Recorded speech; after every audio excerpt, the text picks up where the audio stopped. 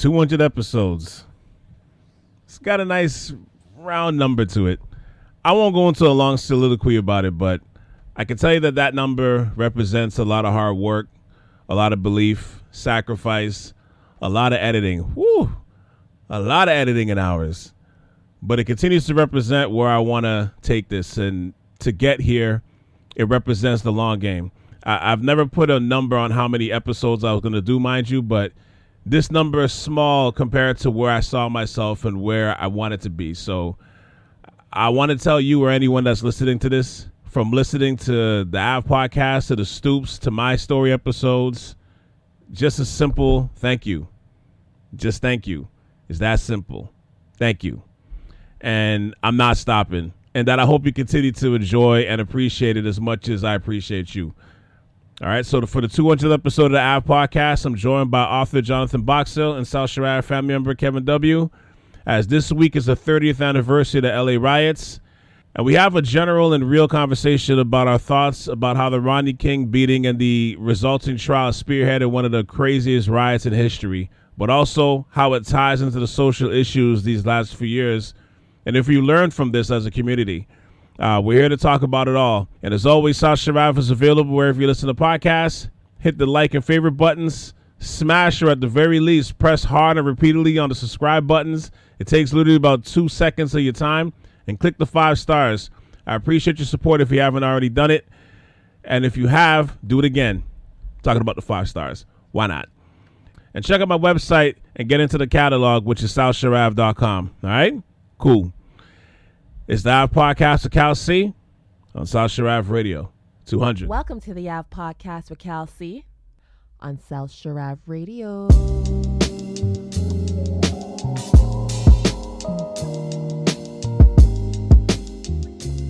Welcome to the 200th episode of the Ave Podcast, where I'm joined by author Jonathan Boxill and my South Shore Ave family member Kevin W. How do both of you guys doing today? Doing good, bro. Not bad, Calvin. Thanks for having us. Yeah, man. And congratulations, Calvin. Thank you. Absolutely. Yeah, I appreciate that. We're here obviously to talk about the 30th anniversary. This week is the 30th anniversary of the LA riots.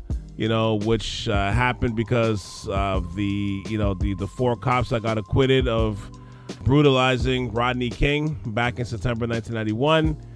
The case happened on April 29th, 1992, and it started a 3-day riot across the communities of Los Angeles, the poorer communities of Los Angeles, and it started a riot for 3 days that basically the National Guard had to step in. It caused over $1 billion worth of damages in that community of Compton and everywhere else. But I'll start with you, Jonathan, just looking back on it now, right, as an adult. What are your thoughts when you think of the LA riots? Well, immediately for me, I just think about how old I was at the time. Mm-hmm. And I believe I was in high school or whatever. And obviously I felt the rage and I felt the anger, looking back at that time. But I remember also feeling, and I didn't articulate it at the time. It wasn't fully conscious, but I felt like, well, no one's putting this in context for me. Really, like no one, and I didn't really have anybody there to explain to me, right? The historical thing around this topic that's a huge topic. That's a charged topic. This wasn't talked about in school. A lot of my friends didn't really even know about their history or their culture or Black history at all to a large extent. So it was we were kind of just left with this. And the images in the media of, all these, they're just out of control and they're just destroying their city. So first it was the part about the injustice and feeling kind of robbed. And then the other part was, a sense of powerlessness because nothing really came out of it. And no one was there to put anything in context. So when I look back at that, I look back at how I was so impressionable, and I didn't have anybody really around me to guide me in my process of learning about myself and my culture and my people. So that actually led me on a journey towards that. Not that event specifically, but that kind of sparked my interest to go and study and learn about what people weren't teaching me about. Right, because we weren't learning it in school, obviously. Nobody, man. None of my friends, parents, none of our parents really were educating us about anything deep related to the social climate of the time and also our history. So it was just, we were just there to receive what the media was given and how they were framing the issues, which was all negative. That was disheartening. So it kind of led me to, in a good way, to seek out information other than the media, the narrative spun by the media. And obviously it wasn't like an overnight thing, but that was one of the pivotal events that because I had a lot of questions and no one was really giving me answers that were sufficient, you know? Yeah. Yeah. What about you, Kevin? I didn't realize, some uncomfortable things started to make sense. But I believe, like, in Montreal, was it Anthony Griffin, Marcellus Francois, and a couple others? There's a couple incidences with law enforcement, and, like, it seemed like the people, like, representation matters, right? But it seemed like the people that look like us seem to be on the receiving end of, like, what's going on here, right? And when I saw that, again, you know, way younger, couldn't put a lot of things into context. The only reference that I would have had at the time where it was actually being discussed was in hip-hop music. Right. Right. And I hear the lyrics, and I'm like, you know, let's say Flavor Flav would take the time to write a song and have it printed at Def Jam Records, pressed, 911 is a joke, and, you know, F the police, and this, that, whatever, you know what I mean? Illegal search, LL Cool J. Like, if all these rappers made sure that at least one of their songs touched on it, like Ice-T and Ice Cube, and, like, yo, I didn't really get what they were talking about to the same degree, but it kind of pulled the veil back to show, like, you know, the Wizard of Oz that is, you know what I mean? Mm-hmm. What's the best way I can put it? It's like that Pixie does that magic. It's like you kind of dusted it off, and now you're realizing, oh, there's a real thing here. It's not just something you hear. You know, it's not something that you just hear and bop your head to at least in terms of the hip hop point that you're making.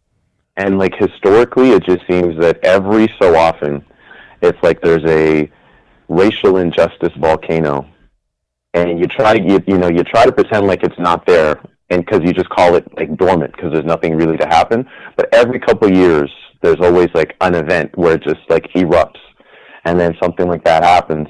And the media portrayal was definitely something, because they could only be down by helicopter, and people are being hurt and this and that, whatever. And I'm like, okay, but are we addressing why this outcry happened? Like, why was the bear poked? You know? But you're blaming the bear. It's like, okay, all right, right. Like, I know for me, like, I think of it being like the first point of, like, an impactful, widespreading public racism that I can pinpoint that happened in my lifetime, at least a major public one. Like, that was the first time when you really watched and understood, or at least started to get to understand police brutality and how deep it could affect you. Because, you know, again, coming from Montreal, you know, we had to deal with our bouts of racism from police officers, especially being English and black. But I would say to witness that happen and seeing, you know, the four cops basically all walk after causing essentially permanent damage to Rodney King. You know, it doesn't matter if he violated parole or not.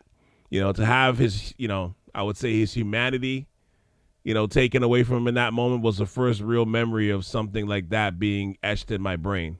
You always look at the footage of, like, you know, the civil rights movement and, you know, the documentaries like The Eyes on the Prize and stuff. And, you know, you watch those things, or I would say you're probably, you know, at that age, you're probably you're not watching that stuff willingly. You know what I mean? You're kind of being forced to watch those type of films and those type of, you know, understanding those stories. You know, at that point, like, you're kind of being forced that. You're not, you know, as a preteen or whatever. Like, I think around that time, I think I was like in grade 8. So, you're not fully to your point, to both of your points. You're not really fully understanding you're not really grasping it all, but seeing it, in that way on the media and seeing places just on fire and people being pulled from the cars and getting beaten up and and seeing communities just in black smoke and in a blaze, like you're just it's one of those things where it's like you know where you were when you saw it.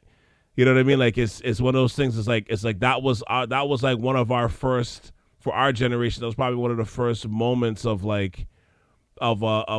powder keg moment, within the community that we got to see. That's like it'll never be forgotten. And you know what I mean? And I don't know. It kind of represents what a community feels like when it's in a powder keg, because what LA was at that moment. Again, like guys like Ice Cube was telling us this is what's gonna eventually happen in LA, but also there were like a bunch of other communities across America that was ready to blow at that time too, and the LA police system was, I would say at that moment, they were as corrupt as possible. Because you think about when white flight happened in these communities and these people left. They started becoming over police, when liquor stores and gun stores started coming up in there, and Korean grocery stores and convenience stores started popping up a lot, and black people had nothing to do with it in terms of ownership. And, you got gang culture that's rooted in the community. You got the crack epidemic running through there. And, you got officers, again, over policing the hell out of those areas. You knew something was going to give. Yeah. Yeah. Because there's leftover, there's leftover trauma from there were a couple riots in the 60s, I believe, right? Right. And then there was the war on drugs, and then there was this, and the turnover. It's just like again, saying something had to give. Don't be surprised if you have all the ingredients for a Molotov cocktail. You put them together, and you throw it. Don't be surprised if something happens, right? If it's lit on fire, right. And that's exactly. Some people just had enough. Other people just wanted an excuse. But it was dangerous and unfortunate to know that really not much had changed. Well, because this conversation can get real. we can go into a lot of places that yeah. So let's just yeah. When you guys were talking, I was thinking about so many things that flashing through my mind, and I remember too growing up and just knowing that the police were not for us. And having guys that I knew that were really good guys that got beat up by cops for absolutely no reason. And a lot of crazy incidents, you just knew that the police were not for you. And I remember in one of my therapist positions that I had, I remember our supervisor talking to us about a study, and this is something that they utilize in their model. They said that the youth that get contact with police, there's a negative correlation. There's a correlation with them going into criminal behavior. So just having early contact with police, whether it be searching you, asking you questions, looking for your ID, whatever that does to the mind in terms of priming the mind, they've correlated that a lot of these youth tend to go into criminal behavior versus youth that don't have those negative early experiences with police. Right. And that really stayed with me, after I worked at that firm. But what was interesting is how we've been shaped by that, growing up in that culture, the hip-hop culture, as you mentioned as well, and then seeing that play out. It was so surreal. What was even more surreal for me was realizing that nothing actually came out of it. Yeah. actually thought, okay, maybe something's going to come out of it. You know, maybe something's going to be maybe there's going to be a shift and a change, and nothing came out of it. And I think that's trauma in itself. I think the Rodney King thing is trauma, but I think a lot of times we don't look at, well, what actually came out of this that was tangible, or that we could say we had a moment where we were able to have a victory over nothing. Yeah, nothing. Well, and that is traumatic. That just reinforces a spell of nothing we can do. You know, nothing we can do. And that's the thing too, right? Like the technology was, obviously much more outdated than it is now. It's definitely different, back then. But, you had footage. You had footage of seeing this, So you're thinking, well, 2 + 2 was 4. There's the end of the story. Not realizing it's 17. Like, at the same time, like even before that, there was the killing of, like the murder of Latasha Harlins. I think that was like earlier that year, like I think like spring of '91, where she was 15 years old. She walked into a Korean grocery store, and she was blamed for stealing orange juice, and she got shot in her back by the Korean grocery store owner. They were supposed to, I think she was supposed to get 25 to life, because especially when it turned out that what she had in her hand was the money to pay for whatever she's going to buy in the store, which it might have been orange juice and not a gun, right? Or not the orange juice, sorry, let me rephrase that, not the orange juice that she was blamed for stealing. So it wasn't the orange juice she had in her hand, it was actually the money that she had in her hand to buy whatever she's going to buy in the store. So, when it goes from that, and then you find out afterwards that, that Korean grocery store owner never went to jail. She just got hit with, probation and a $500 fine, and nothing came out of that. And that's before Rodney King, you know what I mean? So then for that to happen again, it's like you're playing with fire, especially when it's within that same community. You're playing with fire at that point. Mm-hmm. But I don't know, more than that though, like on a world scale, it just, I think it showed the world, that these communities, through interviews, through complaints, through pain and shit, even through songs, they weren't lying. You have a generation of people thinking that, at that point, civil rights is over. And outside of the, as Kevin mentioned, the war on drugs, everything was okay. And that these communities, they just need to tighten up, tighten up their bootstraps, clean themselves up, which was obviously like dead wrong, because it's way more nuanced than that. And to your point, Jonathan, like the storytelling by the media, in some of those cases, it was so one-sided. You know what I mean? Like think of all the stuff that was created from those type of communities, right? Like Miami Vice, and like even a show like Cops. Cops was created on a good guy, bad guy narrative. And when most of the guys that they're busting on the show look like us, it just presents all these labels, these negative connotations and labels on us, that it just represents us poorly, right? Until a situation like that happens, and then, now you might have more of a population going, oh, I didn't know. Oh, wow, I didn't realize it was like that, Mm-hmm. Mm-hmm. So it was interesting. But, when you fast forward, things about 20, 25 years later, now we're dealing with unarmed black men and women still being brutalized by the police in America. Then in, 2 years ago in 2020, the melting pot once again boils over when George Floyd gets murdered and Ahmaud Arbery gets murdered. And you definitely see, like, looking back on this now, like you definitely see that there's a thread that tracks back from the LA riots to this moment 2 years ago.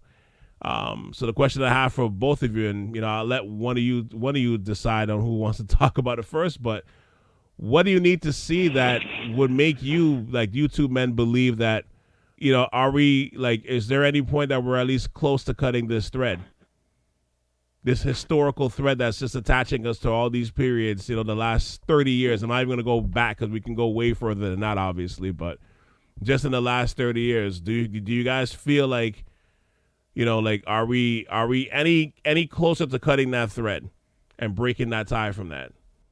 I'll let you take that one first. I was literally about to pass you the puck. I know, I beat you to it.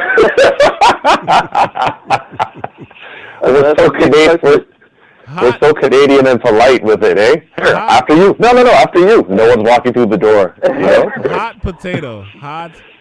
Yeah. You know, Calvin, please just further explain the cutting of the thread. Cutting of the thread, just meaning like, you know, are we closer to the point where we can cut this thread where like, you know, in 10, 15 years, we're not talking about this again? That's what I mean by that. And don't get me wrong, I'm not saying that we're at the point where we have the scissors to the thread. I'm just saying, like, what do you need to see that will make you believe that we're gonna get closer to cutting this thread?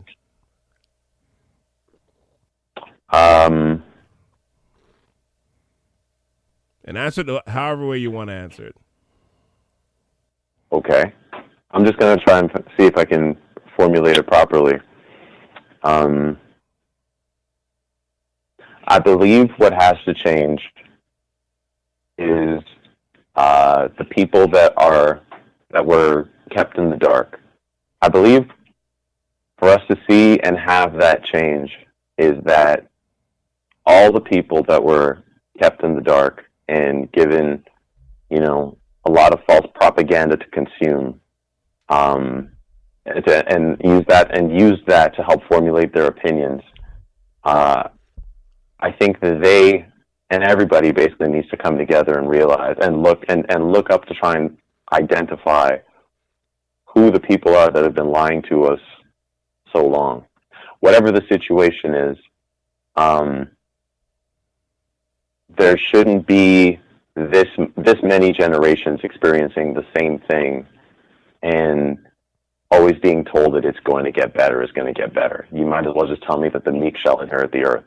While we're alive and we're around to like actually capitalize on it and create, you know, and set things up the way we want, sure, call us the bad guys, but you'll get yours when you're dead, kind of thing. Right. It shouldn't be the main difference that's happened since, like, let's say the LA riots and, you know, and, oh geez. No. Oh, sorry. It shouldn't be that the only difference between, you know, the Rodney King incident and George Floyd was just the quality of media, that you went from VHS to like cell phone. But both instances, it took an innocent bystander standing up, and you know what I mean? Yeah, and making the world. So that means from that point, and like the system that just made sure that everybody got to walk as a result of it, and then to this point, just that there was so much public outcry and everything like that. That it seems. Oh, geez, this you could ask a hell of a question, Calvin. That was pretty good. That's a big question. Like that's, you know. It will take everybody that doesn't have everybody to realize that it's not NIMBY. It's you know what NIMBY is? Not in my backyard. Oh, okay, yeah. That there's that expression, like something happens, but does it affect me directly? No? Okay, fine. All right. Well, thoughts and prayers. You know what I mean? Mm-hmm. And you go about your business. It would take something like that same groundswell to get everyone's attention to identify what the societal evil is and make that change. Mm-hmm. Nothing else will matter. I don't think that because the same political parties, whether they wear whatever color tie or fly whatever flag, the issues still persist. And it's not like one party has fought more, you know, towards addressing it than the other. It seems like whatever happens, these issues are still here. You know what I mean? Right. It's like no matter who you hire to wash your dishes, when you come home and the dishes are still in the sink, it's like, it doesn't matter what agency I call, the result is still the same. Like, why do I bother calling the agency? Right? Is that that helplessness? It's like that. Yeah, you know, I struggle with this question, man, to be honest with you. Because it's all good.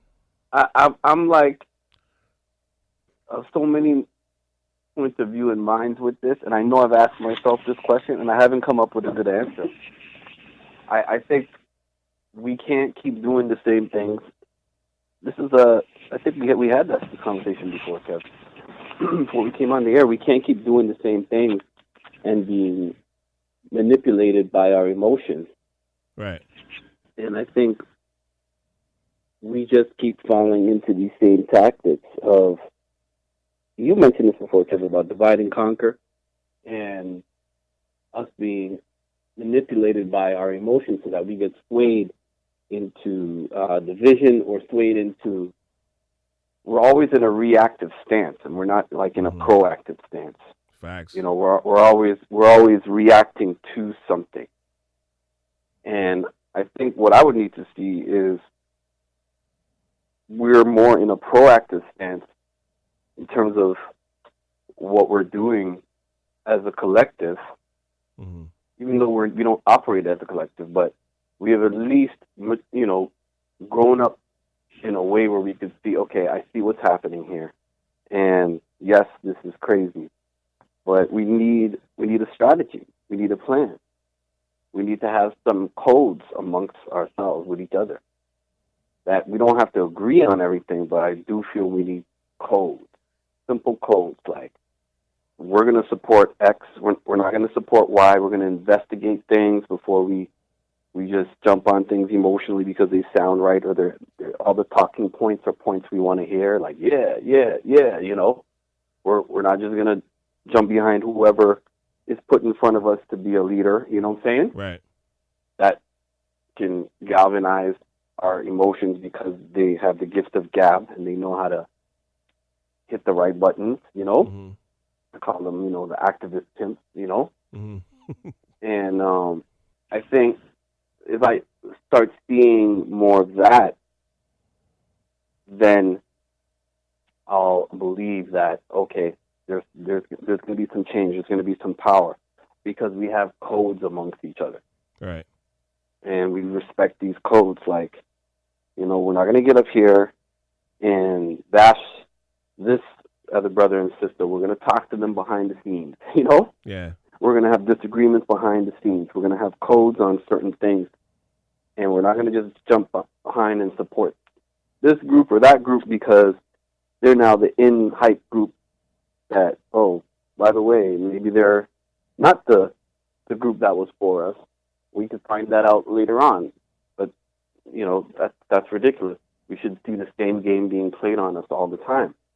So I would just like to see more of that. You know, we're waking up to our power, and our power is not in reacting all the time. Right. Our power is, we have much more power. We can see, okay, there's a game being played on us, and we need to have codes amongst each other. It might not be this unity thing, but it might be a step towards, we have these common interests, these common goals, and let's organize around that. That's what I would see, because truth be told, the other communities ain't going to really respect us or look at us anyway. They see we're all divided up, and you know, we don't have code amongst each other. We don't have you know, we're just at war with each other. So I don't feel we can look for the political parties, like the brother was saying, or anybody outside to really have our back in that way. It's got to be a unified, not really unified, but it's got to be where the majority of us is on code with something and how we move, and we start being a little bit more proactive. What that looks like in detail, that's for another podcast. But, you know, it's funny because, I mean, I came up with that question probably about 20 minutes before I called you guys. And the saddest thing about all of this, right, is about a couple months back, and this is what's kind of sparked the idea of doing this episode. But I was watching the documentary on the LA riots I think it was on A&E, and I was kind of like reliving some of those feelings and moments that, you know, what I was thinking about when I was a teenager witnessing this, right? And what threw me for a loop was listening to clips of, you know, people on the street, you know, the locals in the communities in Compton, and, you know, where they're just talking about how they've been mistreated, how they've been brutalized or just sick and tired of being sick and tired of the police treating them the way that they do. And nobody's taking their words seriously outside of the community. And I swear to you, if you close your eyes, it sounds exactly like Ferguson. It sounds like Baltimore. You know what I mean? Like it sounds like Glynn County where Ahmaud Arbery died. It sounds like Kenosha where Jacob Blake got shot 7 times in his back. It sounds like Minneapolis, right? Like that same record has been played over and over again. Like it's just so crazy to me to think that we just keep reliving, as a community, we just keep reliving this. So that's why I asked about the thread, because this thread to me is so strong and so deep that I start to generally wonder if this shit is ever going to get cut in our lifetime, and for us to be, how do we come, to your point, Jonathan, how do we become proactive in applying the pressure to get that thread cut so that in 10 years, 15 years, 20 years, we're not having another wave of brutalizing moments between the communities and officers that are sworn to protect it. You know what I mean? That's where the genesis of that question came from. And there's so many directions you can go in order to cut this thread to add. And in just some of the ways, things like owning businesses and recycling the dollar amongst us. I've mentioned this in prior podcasts, but buying up land and properties, becoming a power so that when we step to police departments in this manner, we can alter and change laws politically. To unify together is a very real power and pressure that could, threaten careers if things like this happen to us. And that pressure doesn't just come from social media pressures and protesting alone.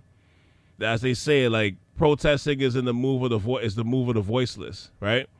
And I just don't want to see us or these communities be voiceless anymore, even if they're kind of designed to be voiceless because of the way things are set up, right? So go ahead. For me, you see what really, from what I'm hearing is what really you're saying is we're trying to access power. Really, Black people in America are trying to access power. And that's a contradiction in itself or it has been, because the whole power structure and the whole police structure is set up to maintain the power structure. Mm-hmm. And you see in LA, you see the dichotomy between the same damn area, and it's everywhere, Beverly Hills and Compton, Mm-hmm. You see the distribution of resources, segregation, how they're treated and everything. It's not done there by accident. Mm-hmm. It's not because people just want to be that way. That's just how that global structure works, and specifically the states is the focal point and pinnacle of that. So grabbing power is the issue, and you don't grab power by begging and asking and pleading and protesting. Right. The problem is that was a template we were given from the civil rights days. Does that work today? Funny you should mention that, man, because one of our civil rights leaders that came with the moniker, and this is how the X-Men were founded, right? The basis of the X-Men was that Malcolm X was Magneto, and he said we have to take up a more violent approach in reaction to the violence that we're facing. And of course, Malcolm X was shotgunned in the chest and hit with a stray of bullets. And we come to find out a little bit later that there might be a certain department that played a hand in that. And then our other leader, who was the Professor X, Martin Luther King, is saying we should all work together and have peaceful conversations. Well, that was over 60 years ago. And he too was held down by bullets. You know what I mean? So anything, no matter what you choose, it's enter door 1, choose option 1, get cut down. Choose option number 2, get cut down. As long as you choose to stay within your allotted percentage of representation, we'll be okay. And everyone in there is just trapped trying to get out. Listen, you guys have so much room. And then, nope, forget it. It's a numbers game. It's a quota game. It's a keep it in that area game. It's a them problem kind of thing. But the injection of resources, the access to power, All these measures that we're speaking of now, like things that we have to do, are things that were done, at the end of slavery, when black people were allowed to actually acquire resources and acquire land, or at least have land given to them, as was promised. That land was retracted. Was it Jefferson or Jackson that took the land back? Trying to remember. Not sure. It was either Andrew Jackson or maybe Stonewall Jackson. But land that was supposed to be allotted for partitioned off for black people, gone, annexed, forget it, right? Then the black men that went to go serve in the military, and then came, under the promise that when you come back, you'll give you access to government loans, so that you can access land and get, take your family out of poverty. Those that didn't go die did come back, and they were denied access to those loans at the end of it. And some of them were wounded, and they came back to same conditions that halted them from getting access to, let's say, the land and the wealth and the resources necessary to build that generational wealth and power and influence. And there are so many other examples where this has happened, where the groundswell was there. Black Wall Streets were burned down, destroyed, overrun. You know what I mean? It's been done before, and then once they see, getting too strong, burn it down, scorch the earth. And we're in the same position now in 2022, where the difference is alarming in terms of having generational wealth and resources, and just the appreciation of value of land over time. Even if you had a couple acres back in the day, what you could do with those acres. Yeah. Instead, you're stuck renting still in the city. There's so many, social and socioeconomical aspects that play a role into all this. But it just seems like the people that know this, because trust me, they know this, are just whatever. Yeah, keep going. It's kind of the tighten up your own bootstraps kind of thing again. Yeah, it maintains their system or their ideology, Mm-hmm. And so my thing is, what's different? What's different now? Is there something different now? Is there a different atmosphere? I don't know if there is, to be honest with you. I it's hard for me to even answer that with a yes or no statement. I don't Sorry, Calvin, you cut off there. Please repeat. No, I said it doesn't. I said it's hard to answer that question. To Jonathan's question, I don't know if it's in some ways it has, and in a lot of ways it's still kind of the status quo, and systematic change within within police structure and stuff, and white privilege and that kind of white supremacists and all that type of stuff. That's not our responsibility to fix. At the same time, too, right? We gotta, in light of what we're talking about, those are some of the responsibilities. It's not our problem to fix. We're not the cause of it. I hear you, and just to go back on what I said earlier, I think it has to become it's a society. If we had to represent society to make sure that everybody had, adequate resources and adequate representation, something would change. I think that's going to be the main factor. People express a collection of people expressing their discontentment at a particular situation. I think everyone needs to pay attention to that a little bit more adequately and potentially join with them, because I remember back in high school we had there was the Oka crisis. Right. Yeah. And you see how that particular group, they all looked the same, but they didn't. The way it was portrayed was that they were blocking, blocking construction or halting business. Well, why were they halting business? Just examples of that where we can all identify, and I think it's starting to happen now, that people are kind of seeing through the veil. Yeah. Kind of thing, be how everyone's the enemy. Social media is bad in some ways, but it's good in other ways as well. It's good in this way too.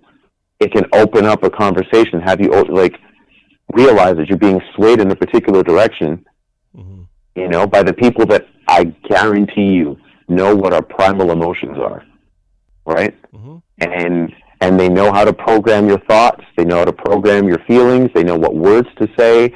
what font to use, what image to darken, the paragraph. It's literally, it takes all of New York City to realize that J. Jonah Jameson is full of shit when he's representing Spider-Man, the way he's portraying Spider-Man.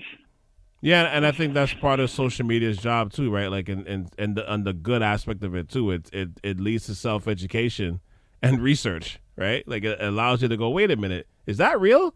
And it leads you to Google, and it leads you to to check certain things out to see if it supports what you just saw, right? Like, it leads for at least that avenue for you to do that, and that is helpful for a lot of people, where you're seeing more people kind of opening their eyes on certain things, and it's either refreshing some of those maybe thoughts they had before that lay dormant, or they're just kind of opening their eyes and they're being shocked to it all. You know what I mean? And wanting to learn more and stuff. So, and it kind of leads to my last question. Like, have we learned anything from the LA riots now that we're finally here in 2022, especially seeing what happened in the last few years, and especially in the last couple of years, like in 2020 specifically? I guess I'll start with you, John. Like, have we learned anything from the LA riots now that we're here at this point now, would you say? Well, who's the we? You know what I mean? Like, this is the issue, man. Like, clearly, as we said before, I hate saying this we thing, right, but like a good amount of the population of Black people didn't learn anything from it, and we're completely manipulated by social media, which is weaponized because of what the brother was talking about. They know your emotions. Look at how Facebook was under investigation, and look at how the whistleblowers came out and said, "Hey, this is what they're doing." You know what I mean? They're harmful to your kids and democracy because of what they do with the algorithms. So this stuff is weaponized. Yeah. But to me, what I was happy to see was a lot of people that were quote unquote woke. I don't like that word either anymore. But right. There was a lot of people that were seeing through the game and expressing it. But what that did was also create a lot of division and another argument for Black people to have, Mm-hmm. And so I think we're at this point, this crossroads, where we have so much. It's like, I'm going to use the Spider-Man reference that you use, Ro. So much power and responsibility that we have, you know what I mean? Mm-hmm. But because we have all this information that we didn't have before. Yeah. We have all this connection that we didn't have before. There's a lot of people who do know what's up and who, spread information, backed up information all the time. But you'll notice a segment of Black people aren't interested in that at all, or so attached to their point of view of how they want things to be, or if it doesn't come through a certain channel, they don't trust the information, right? Which is also part of mind control. But this is the point, I think, where we're at. And I don't know if I'm answering your question. Calvin. So, you need to, pull me back in on the court, bro. I think I stepped out of bounds. Let me know. What's the question again, brother? Brother Calvin. Have we learned anything? Have we learned anything from the LA riots? Now that we're here. Okay. Good. Thank you, my brother. Well, I think, yes and no. That's what I'll say. And the segment of us that called the plays on things that happened or have been on point. There's a lot of young people I see waking up and are seeing through lies, and I'm really happy about that. And so I feel that the whole George Floyd thing, I think a lot of people did learn from it, but now it's like, well, what are we going to do this week? Because we got all this stuff now, man. We got all this technology, all this power, all this connection with each other, that even though people still see themselves as powerless, what are we going to do? Because we know the game. We know what's going on. We can see the pattern that happens afterwards. But in knowing that, the door can open for something new to begin, especially with the younger generation, Right. who are like, almost warriors, and need a purpose, trying to find their purpose in this crazy world. And I think we're at a very interesting time. They say crisis is opportunity. I think we're at this time in the world where everything is just on fire. The crisis is everywhere. All this madness is happening, and it's also a great opportunity for people to grab power or to introduce new ideas or to try to sway the minds of people. There's also an opportunity for the people to actually do something different. And I think one of the things we have to learn is we've got to be on some type of code, not this whole we, but at least the we that gets it. Mm-hmm. We've got to have a code. We've got to just know the code with each other. And one of those codes might be, we're not going to waste our energy and time trying to do what didn't work before. Right. Or try to convince people and just argue with other black people. We're just going to wait for them to hopefully come along and let's build what we need to build. Yeah, because to add to your point, we got so many different things going on in the world right now. And, the world's kind of opening back up, but there's still a lot of anger. There's still a lot of sadness that's permeating through society. The question I, kept asking 2 years ago when, at the height of all the stuff that was happening with George Floyd and stuff and the energy that was coming from that was, what are we going to do with this energy that we have in our hands? Because, and I don't want to believe that nothing came out of it, because, there's some things that has been created from that, as well as corporations, having to recognize that there's issues and creating programs, be it scholarships, creating new roles, departments, how they even hire, but that's such a small piece of the pie. That energy right now, it feels like it's not dormant, but it's parked somewhat. And I go back to the money part of it where, again, understanding the statistics, the black community spends trillions of dollars a year outside of our communities, and even with that said, a couple of years back, we were all trying to keep that dollar in house in the summer of 2020, right? As a community, are we still, even on a small frame of that, are we still committing to doing that now? Because I don't know if I told you this story before, but about a month or so ago, I had to go to a hair product place, right? To go get I got beard oils and some, I have a beard, and I got beard oils, and I got some some hair grease and stuff, right? And I went to this African place that's by me, right? Or I try to. And usually when I go, I usually try to support them. And usually when I go, it's usually one or two people in there, if it's not empty, right? Most of the time when I do go.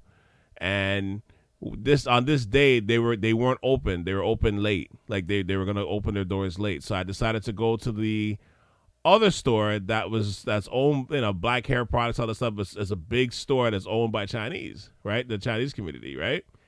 And when I tell you this store was packed,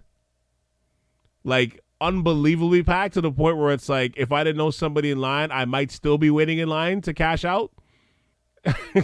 It's after all that, it's yo, what happened to recycling this dollar? Did that just go away? What I've learned is we haven't done enough yet to think that we're so far removed that this won't happen again. It's still in some cases even happening now in terms of the brutality and stuff, and it just doesn't get the same coverage that it got 2 years ago. But until we see wholesale changes that are being made systematically, it's hard for me to totally be comfortable. But to your point, Jonathan, I am optimistic, because that energy, especially among the youth that you discussed, it's bubbling below the surface. And I think for our generation, we can't let that energy that they have go into full sleep mode. When it wakes up, not only being woken up in a reactionary position. I wanted to see it to be used to be proactive in a positive way, to see, that real change gets made, so that, when our kids grow up and get to our age, they're not having their own versions of these stories that, that we have, or our parents have, or that, our grandparents had and the generation before them had, right? So to your point, like I think that energy is still there, but it's being parked. It's like it's in park right now. It's got that like that summer ride where the cover is over the ride so it doesn't get the dust on it. That's where we kind of are at the moment. But you're right though. It's an interesting point because I think it's still bubbling. I think we as I believe that if we're going to identify like any particular group, but us especially, stand for something or you'll fall for everything. I think that's one important lesson. I think that we, as a society, like as a global entity, because we can clearly see how strong something that is deemed of everyone's importance can be addressed. If we, as let's say governments, elected officials, and everything else like that, if we attacked the issues plaguing our society with the same aggressiveness, assertiveness, and zero tolerance, we will not comply unless we will not bend, break, or fold. This is the way that it has to be. If the same energy applied towards, let's say, pandemic measures was applied to addressing society's ills, we could potentially get somewhere. We do not tolerate this. We are not standing for that. You know what I mean? Right. That kind of aggressiveness, I think, that could partially spark change. Mm-hmm. But literally, it just seems for too many people that we collectively do not. First of all, the history isn't there. People don't know about these issues, or these issues are becoming somebody, they get pushed on the back burner, or it's just the way things are, or there's nothing I can do. Clearly, that's not true. The hopeless, the distraction on the youth, for example, that you say is supposed to be the next generation to carry the torch, basically, right? But of course, you carry the torch or the baton, but eventually you realize you just keep running in circles, right? You actually want to get somewhere. Don't let that energy burn out with useless distractions. But that's going to be up on everybody to basically teach history and know whenever you think you might be being hoodwinked or bamboozled. And that to me means, part of staying on code. I'm just going to tie that in where, let's identify the distractions and let's keep moving. Let's keep building. Let's keep maneuvering in a way where we're proactive. And there's a lot. I think distraction is one of the main issues right now that really has the minds of the youth. Like you said, just think about TikTok and some of these other things that are still used to transmit information, but it is like, wow, it's a great weapon to distract the mind.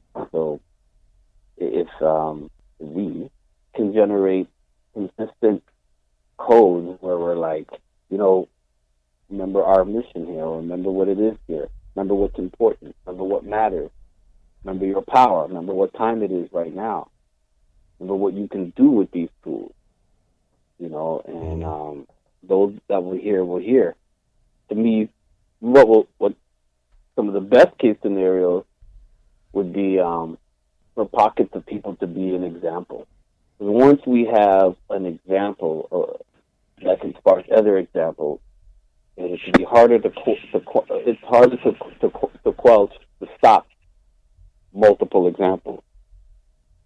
You know what I mean? Right. It's harder to stop and slow down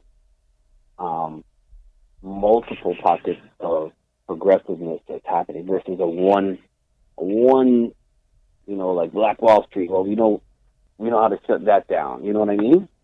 Mm-hmm. Or something's like an octopus, or just multiple different arms and multiple different pockets of progressive people, but they're on code. It's kind of harder to shut that down. Right. Hydra, right? It's not distracting. Marvel reference. Yeah. Yo, those villains, man, their game is so tight, man. They are focused. They're the definition of focus. Yeah. So, if I may, sometimes people identified as villains are only classified as villains, but, it depends what their intentions are. Not everybody is potentially a villain. Hydra, like global domination.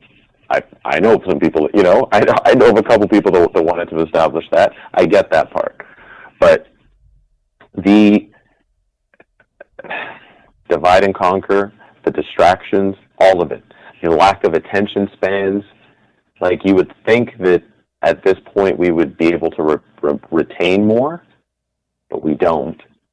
And like we sensationalize in the instant, and then we just get thrown more like cannon fodder, more cannon fodder media to distract you. So just take, for example, Hurricane Katrina, or the LA riots, or the Haitian earthquake, or any sort of incident that happens historically. That's a headline. But very quickly, that's not going to be frontline news anymore. Or Ferguson, for example, right? Or George Floyd, or whatever the case may be. They'll cover it. They'll put the sad music. They'll put, they'll put the montage together, right? They'll pretend, they'll say something needs to change, and then like gradually it gets, if you let it, or if we let it, it will just get pushed a little bit further down every day in terms of the priority, in terms of priority and what's a catchy headline for now. Like even take let's say the situation in the Ukraine. That's an issue that garnered groundswell out of the moment. Oh my gosh, I didn't know this was going on. Pick a side. Okay, I'm on this side, I'm on that side, and it's top of the media. And it's, it's overtaken some issues that are domestically or internationally, let's say, still unaddressed. And I'm not saying that we have to, I'm not saying any situation. I'm just saying, like, in terms of time and priority, if we go mute, no one's going to pay attention anymore. Even social media, for example, when we had, there was a groundswell of information, there was like increased like channels and sharing of thoughts and incidences, and I didn't even know about Breonna Taylor. Like everything was being shared, and like people, like the traffic must have been immense in terms of like, hey, this is a huge issue. It's not just every 20 some odd years or whatever the case may be. Everyone has, like, a lot of more people have these cases. Remember there was something, what was it called, Blackout Tuesday? Or yeah, what was that one day for some reason we're going to show our solidarity by being quiet? Well, immediately you go from being number 3 or number 1, like top 5 in terms of coverage and priority. With the zero attention span, you wake up like 24 hours later, you're now like number 63. 2 weeks later, you're back at, you're back in the doldrums at 99 or 100. You can't you can't take your foot off the gas, But a lot of times people are like, this is boring, I'm getting out, and whatever. Like, I got in with you. I know, but we're not there yet. Yeah. But, I was with you, but let me know when you get there, kind of thing. It's just, I fear that might be already underway, that people have found something else, a new shiny toy to distract them with. Until the next situation comes and we're reactive again. Yeah. Probably. Yeah, let's hope it doesn't get to that, obviously, but I hate to wrap up on this note, man, but I appreciate the two of you coming on the Ave and just, sharing, having a reflective conversation on our thoughts on the LA riots and how it's kind of relatable to today still, right? Because we still got a lot of work to do. I think that's kind of like the reminder of this pod. It's kind of like, like that energy was a great energy, and it's like we can't let that sleep forever. Like we still got a lot of work to do, But like I said, guys, man, thank you for hopping on this one, man. I definitely appreciate that. Hey, you're welcome, bro. Thanks for having me. Yeah, man, no doubt. Well, thanks for having me as well. Thank you for checking out the latest episode of the Ave Podcast. And shout out to Jonathan Boxill and Kevin W for coming on the pod to share in that conversation. I'll be back with a new episode next week. If not at the end of this week, most likely it'll be at the end of this week. And we'll have a new episode of My Story featuring Cheyenne Rowe next Friday. So make sure you stay tuned for that. Once again, rate, review, and subscribe to the show. Leave those comments and those 5 stars for me wherever you're listening to me. And check out SalSharaf.com for the catalog. Once again, that's SalSharaf.com. I thank you for tuning in for the last 6 years and 200 episodes of the Ave specifically. And I hope you're here for the next 200. All right, I appreciate you for tuning in and kicking it with me. Until next time, I'm out.